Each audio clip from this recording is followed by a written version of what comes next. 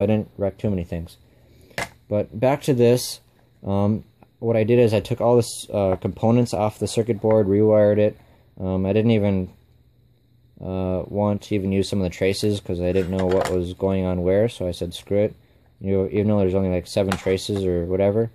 But I just did my own circuit so I know what was going on. It worked out pretty well. So what this is doing is I'm not taking, not reading what this switch state is. What it's doing is actually shutting the power off to the motor itself. So what I can do is I can, let's see here. Okay, I figured out what was wrong. I unplugged the wrong cord. So what I can do now is it's actually bypassing, this transistor is actually bypassing the switch. So this switch is in line with the motor from the power source coming in, and it's breaking one of the lines. What this will do is my Arduino will pulse that transistor just enough to overcome that switch in the flat spot to be closed until it gets closed. While it's at like the quarter turn, it shuts off the transistor right away. And then what it does is it keeps the motor on due to that's in line with the power supply, and then shuts off right when it gets back in the flat spot again. So there's no worries about what has to be communicated directly. So now, let's say we're doing something and something breaks or something happens, the thing gets clogged. What I can do is when it's in turned, I can shut off the power supply in case something happens. Now the cool thing is when I turn the power supply back on, the switch will be closed, so it'll go back to 0 again. So it's quite nice. So no matter what happens, if you manually turn it or whatever, it's always going to go back to 0. Which is pretty cool. So now what I can do is show you some of the stuff that's going on here. Like I said, I have extra data pins that are going in. I might use those for other sensors or infrared to see where stuff is at. I'm not quite sure. Maybe wireless. Maybe we'll do this also wirelessly. Bluetooth or XBs, or just leave me options in the future. So now the programming, I have not got everything done, but I just got it so it works. So I need to make sure that I type in a number here and make sure that it sees it here quick. Okay, so I got that figured out. So now what I can do is type a number into my COM window, which eventually will be a unit in the metric system on like centimeters. So I'll be able to type in a number in centimeters, which this is not converted out yet. I typed it in 3 ones. Right now it's actually taking the hex file and the ASCII code of each character and adding them all together. It's the first thing I just threw together. I didn't care about what I was doing. But just to get this video out really quick, I can take this number and it'll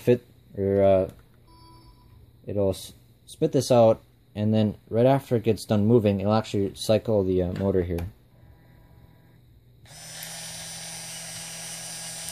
So that was 1 revolution. So if you think about this motor with that little black line right here, when this motor gets directly over here at 9 o'clock, that's when it's actually cutting it. So it'll be cutting it there, and then the other half of it would be bringing the blade back up. So it goes actually pretty fast if you think about it.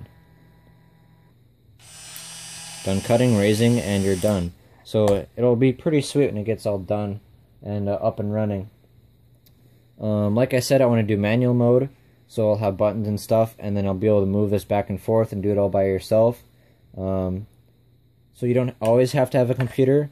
I'm hoping to get all this in one program so you can do whatever you want whenever you want. I'm going to have a secondary switch on that controller, so if you're in computer driven mode, that you're not going to be playing around the buttons or accidentally hitting them.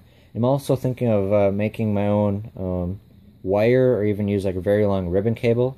My neighbor next door has probably a 6-foot ribbon cable that I can send a whole bunch of data lines. Not that I need them all, but hey, it'd be pretty sweet. I might even put just a little LCD screen on my the controller, so you know what you're actually calculating out to. That'd actually be a pretty good idea now that I thought of it, is if you figure out the steps that you'd be doing, and you could show the distance of the steps that you took on your screen, and then whatever is happening here, when it pulses this to cut it or mark it, it would actually zero out your screen.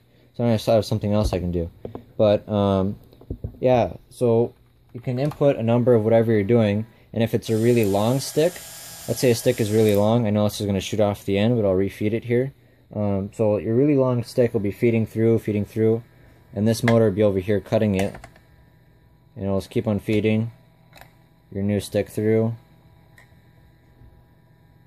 and then it'll stop it eventually and cut it off. So this thing is pretty sweet. Even though it may look like it's going slow, it's actually 75% the speed that I can step this. I can step it more, but eventually be double stepping it, which is stepping it and the motor is not actually physically moving, it just vibrates. And due to that this is a stepper motor, let's say if the cutter somehow, something broke and the cutter is cut down or stopped down, if you have enough pressure on here, but right now I'll just hold this, if you lock the stepper motor or the gear train or something happens, that thing will just sit there and vibrate, just because it's not actually a real motor, it's pulsing it back and forth to step per each winding. So you can kind of hear it there. I was stepping, but it wasn't moving. Kind of hard to hear, but you can hear it. So it ain't gonna actually wreck anything, but it's actually a pretty cool feature that of stepper motors, that you can't really wreck them unless you overpower them with too much current. But yeah, so I'm thinking maybe I might even just put a switch, something like this, or this one will probably be on the controller to manually cut it. But in manual mode, there might be a switch over here so you can cut it by the switch by the cutter. I have a lot more ideas with this. I have to get all my wiring and all this stuff into somewhat of a decent sized enclosure box. I'm not sure if I want to make this off the base of this. I really didn't want this to be this long. I might, cut it here and try to fit everything in here, or might do standoffs. I'm not quite sure with that. Or I might extend all my wires and somewhere else and have it laying. I'm not quite sure.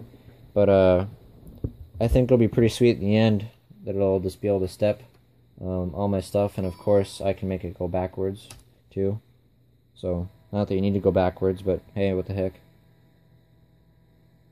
So I gotta make my guides yet, gotta make the cutter yet, gotta make my attachments on my cutting blade.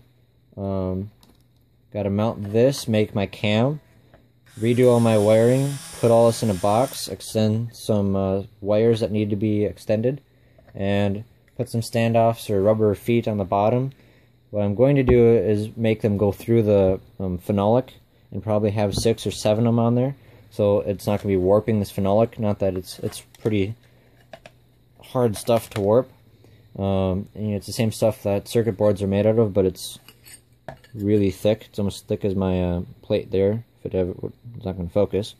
But it's pretty thick stuff. It's like 1/8 inch. This is 1/8 inch stick of balsa wood. And it's like fiberglass, but it's different resin and material. Very expensive stuff, and if you get them really thick, but it'll be a pretty cool project to get this all working and automated, that I don't have to do anything with. So Thursday I should have everything done and hopefully upload a video by Friday, so if you want to come check it out.